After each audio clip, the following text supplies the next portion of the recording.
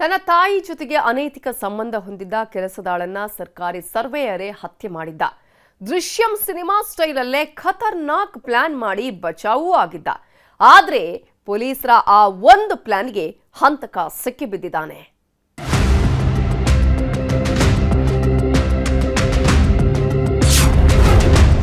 ಕೆಲಸದಾಳಿನ ಜೊತೆ ವಯಸ್ಸಾದ ಆಂಟಿ ಕಳ್ಳಾಟ, ತೋಟದ ಮನೆಯಲ್ಲದೆ ಥೈತಕ ಹೆಣವಾದ ತಾತ. ಈ ಸ್ಟೋರಿ ನೋಡ್ತಿದ್ರೆ ಏನ್ ಹೇಳಬೇಕು ಗೊತ್ತಾಗ್ತಿಲ್ಲ. ಇವರಿಬ್ಬರಿಗೂ ಮೊಮ್ಮಕ್ಕಳನ್ನ ಆಡಿಸೋ ವಯಸ್ಸು ಮೀರಿ ಹೋದಂಗಿದೆ. ಇಂಥ ವಯಸ್ಸಲ್ಲೂ ಅದೇನೇನ್ ಆಟ ಅಂತೀರ? ನಿಮಗೆ ಕೇಳೋದಕ್ಕೂ ಆಗಲ್ಲ, ನಾವ್ ಹೇಳೋದಕ್ಕೂ ಆಗಲ್ಲ ಬಿಡಿ. ಇದನ್ನ ಕ್ರಶ್ ಅನ್ನೋದ, ಲವ್ ಅನ್ನೋದ ಆ ದೇವ್ರೇ ಬಲ್ಲ. ನಿನ್ನ ಮರೆಯಲಾರೆ ಅಂತ ತೋಟದಲ್ಲಿ ಆಟ ಆಡ್ತಿದ್ದ ತಾತ ದೃಶ್ಯಂ ಸಿನಿಮಾ ಸ್ಟೈಲ್ನಲ್ಲಿ ಮರ್ಡರ್ ಆಗಿದ್ದಾನೆ.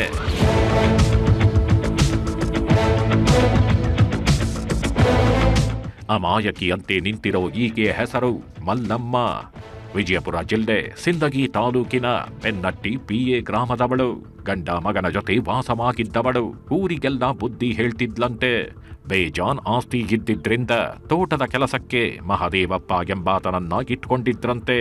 ಆದ್ರೆ ಮಲ್ಲಮ್ಮನಿಗೆ ಅದೇನಾಯ್ತೋ ಗೊತ್ತಿಲ್ಲ. ಮನೆಯ ಆಳು ಮಹದೇವಪ್ಪನ ಮೇಲೆ ಮನಸ್ಸು ಮಾಡಿದ್ಲು. ತೋಟಕ್ಕೆ ಹೋಗಿ ಬರ್ತೀನಿ ಅಂತ ಬರ್ತಿದ್ದವಳು ಜಮೀನಿನಲ್ಲದೆ ಜಿಂಗಿಚಕ ಅಂತಿದ್ಲು. ಆದ್ರೆ ಅದೆಷ್ಟು ದಿನ ನಡೆಯತ್ತೆ ಹೇಳಿ? ಮೇ 31ರಂದು ಮಗ ಅಪ್ಪು ಗೌಡನ ಕೈಗೆ ಜೋಡಿ ರೆಡ್ ಹ್ಯಾಂಡ್ ಆಗಿ ಸಿಕ್ಕಿಬಿದ್ದಿತ್ತು. ಈ ವೇಳೆ ಮಹದೇವಪ್ಪನಿಗೆ ಕಟ್ಟಿಗೆಯಿಂದ ಹೊಡೆದು ಸ್ಪಾಟ್ನಲ್ಲದೆ ಹೆಣ ಕೆಡವಿದ್ದ. ಮೊದಲನೇ ಬಾರಿ ತಾಯಿ ಮತ್ತು ಮಹದೇವಪ್ಪ ಇಬ್ಬರು ಸಿಗ್ತಾರೆ. ಅವರಿಬ್ಬರಿಗೂ ಕೂಡ ಬುದ್ಧಿವಾದ ಹೇಳಿ ಬೈಯುವಂಥ ಕೆಲಸ ಮಾಡ್ತಾನೆ. ಎರಡನೇ ಬಾರಿ ಸಿಕ್ಕಾಗ ಶೆಡ್ನಲ್ಲಿ ಇಬ್ಬರು ಅವರು ಅಕ್ರಮ ಸಂಬಂಧ ಹೊಂದಿರೋ ಸಂದರ್ಭದಲ್ಲಿ ಸಿಕ್ಕಾಗ ಇವನು ವಾಪಸ್ ಅಲ್ಲಿ ತೋಟಕ್ಕೆ ಬರ್ತಾನೆ. ಅವ್ನು ಸರ್ವೇರಾಗಿ ಕೆಲಸ ಮಾಡ್ತಿರ್ತಾನೆ ಸಿಂದಗಿ ತಾಲೂಕು ಆಫೀಸಲ್ಲಿ. ಆವಾಗ ತೋಟಕ್ಕೆ ಬಂದು ಇವರಿಬ್ಬರನ್ನ ರೆಡ್ ಹ್ಯಾಂಡಾಗಿ ಹಿಡಿದು ಕಟ್ಟಿಗೆಯಿಂದ ಬಲವಾಗಿ ತಲೆಗೆ ಹೊಡಿತಾನೆ ಮಹದೇವಪ್ಪಗೆ. ಹೊಡೆದ ಮೇಲೆ ಮಹದೇವಪ್ಪ ಅಲ್ಲೇ ಮೂರ್ಛೆ ಹೋಗ್ತಾನೆ. ಕೊನೆಗೆ ಅವ್ನು ಸಾವು ಕೂಡ ಆಗ್ತದೆ ವಯಸ್ಸಾಗಿದ್ದರಿಂದ. ಅದಾದಮೇಲೆ ಅವ್ರ ತಂದೆನೂ ಕರಿತಾನೆ, ಇಲ್ಲ ಹಿಂಗಾಗೈತಿ, ನಾನು ಅವರಿಬ್ಬರು OTT ಮತ್ತು ಬೇರೆ ಬೇರೆ ಯೂಟ್ಯೂಬಲ್ಲಿ ಕ್ರೈಮ್ ಸೀನ್ಗಳು ನೋಡ್ತಾನೆ. ಕ್ರೈಮ್ ಸೀನಲ್ಲಿ ಯಾವ ಥರ ಅದನ್ನು ಸಾಕ್ಷ್ಯಾಧಾರಗಳನ್ನ ನಾಶ ಮಾಡಬೇಕು, ಡಿಜಿಟಲ್ ಎವಿಡೆನ್ಸ್ ಸಿಗದಿರೋವಾಗ ಹೆಂಗೆ ಪ್ಲ್ಯಾನ್ ಮಾಡಬೇಕು ಅಂತೇಳಿ ಪೂರ್ಣ ಪ್ರಮಾಣದೊಳಗೆ ಪ್ಲ್ಯಾನ್ ಮಾಡಿ ಕೊಲೆ ಆದಮೇಲೆ ಅವ್ರ ತಂದೆ ತಾಯಿ ಗೈಡ್ ಮಾಡ್ತಾನೆ ಅವನು. ದೃಶ್ಯಂ ಸ್ಟೈಲ್ ಮರ್ಡರ್, ಹಂತಕ ಸಿಕ್ಕಿದ್ದೇ ರೋಚಕ. ಮಹದೇವಪ್ಪನ ಹೆಣ ಬೀಳ್ತಿದ್ದಂತೆ ಅಪ್ಪು ಗೌಡ ದೃಶ್ಯಂ ಸಿನಿಮಾ ಸ್ಟೈಲಲ್ಲೇ ಖತರ್ನಾಕ್ ಪ್ಲಾನ್ ಹೆಣದಿದ್ದ. ಪೊಲೀಸರ ಕೈಗೆ ಸಿಕ್ಕಿ ಬೀಳಬಾರದು ಅಂತ ಜಮೀನೊಂದರ ಮುಳ್ಳಿನ ಕಂಟಿಯಲ್ಲಿ ಶವವನ್ನ ಬಿಸಾಡಿದ್ದ. ಆವತ್ತೇ ಎಲ್ಲಾ ಸಾಕ್ಷ್ಯಗಳನ್ನು ನಾಶ ಮಾಡಿದ್ದ. ಪೊಲೀಸರು ವಿಚಾರಣೆಗೆ ಬಂದಾಗ ಯಾವ ರೀತಿ ಉತ್ತರ ಕೊಡಬೇಕು, ಕೇಸ್ನಿಂದ ಹೇಗೆಲ್ಲ ಬಚಾವಾಗಬೇಕು ಅಂತ ಪೋಷಕರಿಗೆ ಟ್ರೈನಿಂಗ್ ಕೊಟ್ಟಿದ್ದ. ಯಾವುದೇ ಕಾರಣಕ್ಕೂ ಮೊಬೈಲ್ ಬಳಕೆ ಮಾಡದಂತೆ, ಊರು ಬಿಡದಂತೆ ತಾಕೀತು ಮಾಡಿದ್ದಂತೆ.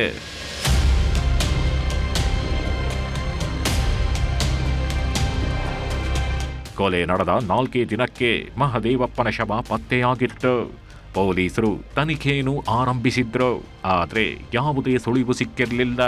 ದಿನಗಳದಂತೆ ಅಪ್ಪು ಗೌಡನ ಮೇಲೆ ಅನುಮಾನ ಶುರುವಾಗಿತ್ತು. ವಿಚಾರಣೆ ಮಾಡಿದಾಗ ಸಣ್ಣ ಅನುಮಾನ ಬಾರದಂತೆ ಉತ್ತರ ಕೊಟ್ಟಿದ್ರು. ಹೀಗಾಗಿ ಯಜಮಾನಿ ಮಲ್ಲಮ್ಮ, ಆಕೆ ಪುತ್ರ ಅಪ್ಪು ಗೌಡ ಹಾಗೂ ಗಂಡ ಸಿದ್ದನಗೌಡನಿಗೆ ಬ್ರೈನ್ ಮ್ಯಾಪಿಂಗ್, ಪಾಲಿಗ್ರಫಿ ಮಾಡಿಸಿದ್ದಾರೆ. ಈ ವೇಳೆ ಕೊಲೆ ರಹಸ್ಯ ಪಟಾಪಯಲಾಗಿದೆ. ತನಿಖಾಧಿಕಾರಿಗಳಿಗೆ ದಿಕ್ಕು ತಪ್ಪಿಸುವಂತ ಒಂದು ಉದ್ದೇಶದಿಂದ ಇವರ ಮೇಲೆ ಯಾವುದೇ ರೀತಿಯಾದಂಥ ಸಂಶಯ ಬರಬಾರ್ದು ಅನ್ನುವಂಥ ಒಂದು ದೃಷ್ಟಿಯಿಂದ ಈ ರೀತಿಯಾದಂಥ ಒಂದು ಪ್ರಯತ್ನವನ್ನು ಅವರು ಮಾಡಿರ್ತಾರೆ. ನಮಗೆ ಮೇಜರ್ ಆಗಿ ಸಸ್ಪಿಷಿಯಸ್ಸು ಇವರು 3 ಜನದ ಮೇಲೆ ಬಂದಾಗ ನಾವು ಸೈಂಟಿಫಿಕ್ ಆಗಿ ಪಾಲಿಗ್ರಫಿ ಮತ್ತು ಬ್ರೈನ್ ಮ್ಯಾಪಿಂಗ್ ಅಡಿಯನ್ನು ನಾವು ತನಿಖೆಯನ್ನು ಕೈಗೊಳ್ತೀವಿ. ಆ ಹಿನ್ನೆಲೆಯಲ್ಲಿ ಕೆಲವೊಂದಿಷ್ಟು ಅಂಶಗಳು ನಮಗೆ ಹೊರಬರುತ್ತೆ. ಮೃತನಾದಂಥ ವ್ಯಕ್ತಿಯ ಚಪ್ಪಲಿಗಳಾಗಿರ್ಬೋದು, ಇವರು ಮಾಡಿದಂಥ ಪ್ಲ್ಯಾನ್ ಆಗಿರ್ಬೋದು, ಪ್ರತಿಯೊಂದನ್ನು ಕೂಡ ಗೊತ್ತಾಗ್ತಾ ಹೋಗುತ್ತೆ. ಸದ್ಯ ಆರೋಪಿ ಅಪ್ಪು ಗೌಡ, ಮಲ್ಲಮ್ಮ ಹಾಗೂ ಪತಿ ಸಿದ್ದನಗೌಡನನ್ನ ಬಂಧಿಸಿ ಜೈಲಿಗಟ್ಟಿದ್ದಾರೆ. ಒಟ್ಟಾರೆ ಮಾಡಬಾರದ ವಯಸ್ಸಲ್ಲಿ ಮಾಡಿದ್ರೆ ಆಗಬಾರದ್ದೇ ಆಗತ್ತೆ ಅನ್ನೋದಕ್ಕೆ ಈ ಸ್ಟೋರಿ ಮತ್ತೊಂದು ಸಾಕ್ಷಿ.